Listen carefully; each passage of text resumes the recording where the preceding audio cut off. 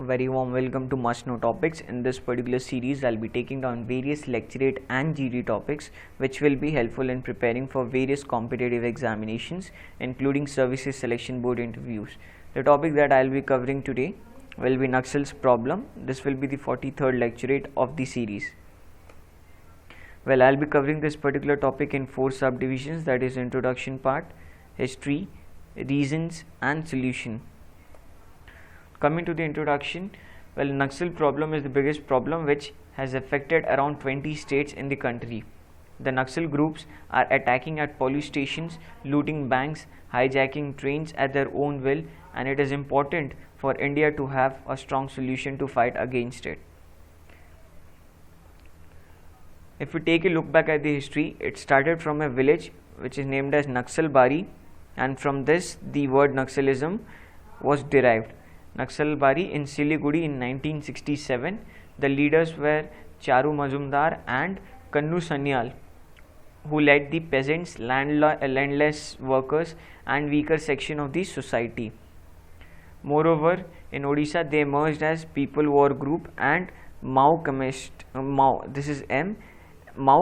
Center in Bihar. So PWG was in Odisha, Mao Communist Center is in Bihar.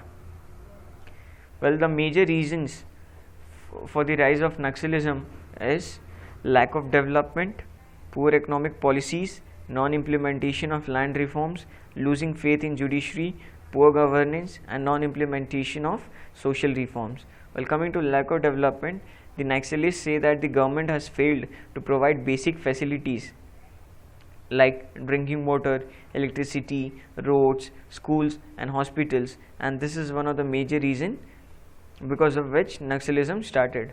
Moreover, poor economic policy is also one of the major reasons for the same, and the poor economic policies has not bridged the gap between the rich and poor, where the rich people are getting richer day by day and the poor are becoming poorer day by day, and this is all because of the poor economic policies of the government.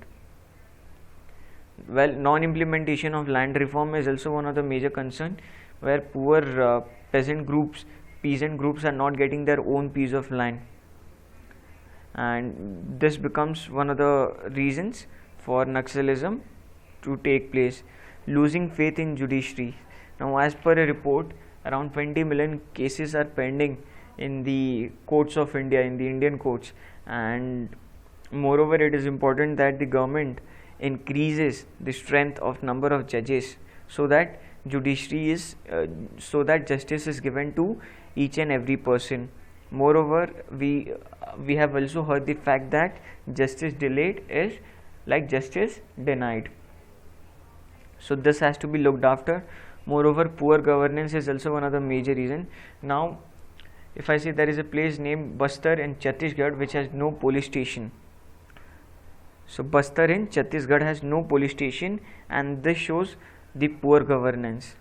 Moreover, non-implementation of social reforms, where the conditions of weaker section than scheduled castes and scheduled tribes have not been improved because the social reforms have not been implemented over there. Okay, so this is social. Okay,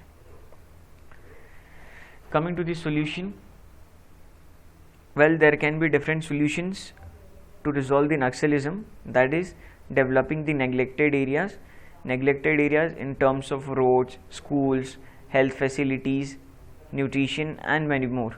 Moreover, providing job opportunities to the youth. Well, this job opportunity can only be possible if proper education is provided to the youth living in these areas, and once education is given to them, then automatically they can fetch themselves a job and they won't get involved in Naxalism. Moreover, opening channels of discussions. Now, as I mentioned earlier, there are different groups.